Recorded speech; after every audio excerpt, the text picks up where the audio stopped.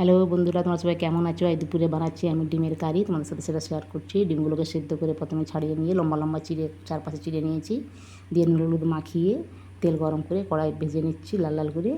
দিয়ে ডিমগুলো ভাজা হয়ে গেলে তুলে নিয়ে কড়াই তেল দিয়ে ওতে এবার গোটা গরম মশলা তেজপাতা ফোড়ন দিয়ে ওতে পেঁয়াজ বাটা কিছুটা দিলাম, রসুন আর পেঁয়াজ বাটা দিয়ে ভালো করে ভেজে নিয়ে টমেটো যেতে পিউরি করে রেখেছিলাম সেটা দিয়েছি, আর মশলা করে রেখেছিলাম আদা আর গোলমরিচ আর কাঁচা লঙ্কা বেটে রেখেছিলাম সেটা দিয়েছি, দিয়ে কষিয়ে এতে গুঁড়ো মশলা কিছুটা বাটিতে একটা মিশিয়ে দিয়েছিলাম জলের সঙ্গে, কাশ্মীরি লঙ্কা গুঁড়ো, হলুদ গুঁড়ো, জিরে গুঁড়ো, ধনে গুঁড়ো মিশিয়ে রেখেছিলাম, ওটা দিয়ে দিলাম।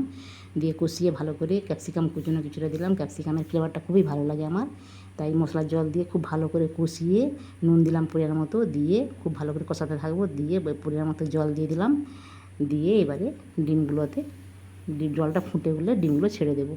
ডিমগুলো দিয়ে খুব ভালো করে ডিমগুলোর সাথে মশলাটা কষিয়ে নিয়ে একদম গায়ে গায়ে কষা কষা করবো।